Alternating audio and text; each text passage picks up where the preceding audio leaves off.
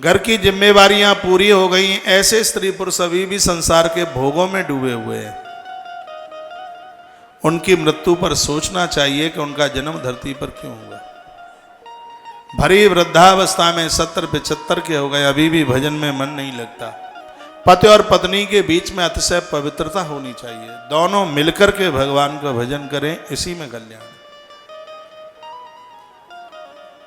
नहीं तो कल्याण नहीं होगा। बुढ़ापे में 70 साल की उम्र में पति और पत्नी की खींची गई फोटो बहन भाई जैसी लगती है, कभी भी अंदाजा करके देख लेना। मैं ये नहीं कह रहा बहन भाई बन जाते हैं, मैं ये कह रहा हूं बहन भाई के अंदर जो पवित्रता है, इस वानप्रस्थ जीवन में स्त्री पुरुष उस पवित्रता के साथ भगवान का भजन नहीं करेंगे, तब तक कल्याण नहीं होगा। यौवन अवस्था की खींची गई तस्वीर उसे देख लेना, फिर वृद्धावस्था की देख लेना। यह वानप्रस्थ जीवन भजन के लिए है, प्रभु स्मरण के लिए है, प्रभु साधना के लिए, तभी कल्याण होगा। जवानी में तो बड़े खोटे खोटे काम हो जाते हैं। इसलिए तो कहा गया है कि वृद्धा अवस्था प्रायश्चित उम्र है, इसको प्रायश्चित उम्र कहा गया है। इसको जो वानप्रस्थ जीवन है प्रायश्चित उम्र है। यौवन अवस्था में होने वाले अपराधों का प्रायश्चित है ये, जो 60 वर्ष से फिर ये आयु या आरंभ हो जाती है। तो अब इस उम्र में तो बड़े सजग और समझदार बन करके जीवन को आगे के लिए बढ़ाया जावे। पति और पत्नी दोनों मिलकर के मनु महाराज और माता शत्रुपा की तरह 23,000 साल तक इन दोनों दंपत्ति ने नैमिषारण्य भूमि में तप किया, माता धेनुमती के किनारे।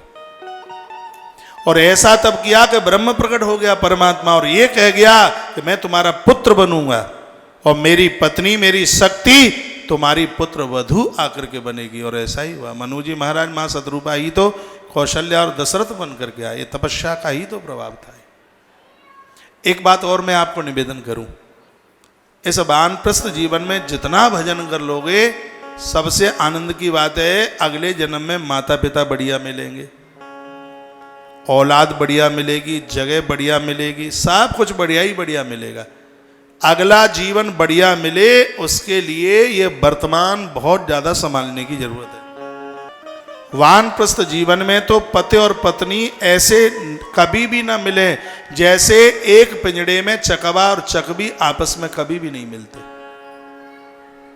तब ही जीवन का उद्धार होगा, तब ही जिंदगी का कल्याण होगा, नहीं तो नौका बीच भंवर में डूब जाएगी। दोनों मिलकर के भजन करो, यजन करो। जलेबी खाने के लिए भी एक उम्र होती है। ज्यादा जलेबी खाओगे तो लोटा लेके खेत में बैठे रहोगे, बाथरूम घर में हो तो टॉयलेट में बैठे रहोगे। जलेबी खाने की उम्र है तो भोग भोगने की भी आयु है। वृद्धा अवस्था में भोग नहीं, वृद्धावस्था में तो योग होना चाहिए, भजन होना चाहिए। राम का नाम लेके जो मर जाएंगे, वो अमर नाम दुनिया में कर जाएंगे। ये न पूछो कि मर के किधर जाएंगे, वो जिधर भेज देंगे उधर जाएंगे। राम का नाम लेके जो मर जाएंगे, वह अमर नाम दुनिया में कर जाएंगे। परमात्मा का नाम लेकर जो मृत्यु को प्राप्त होंगे वो मुक्त हो जाएंगे।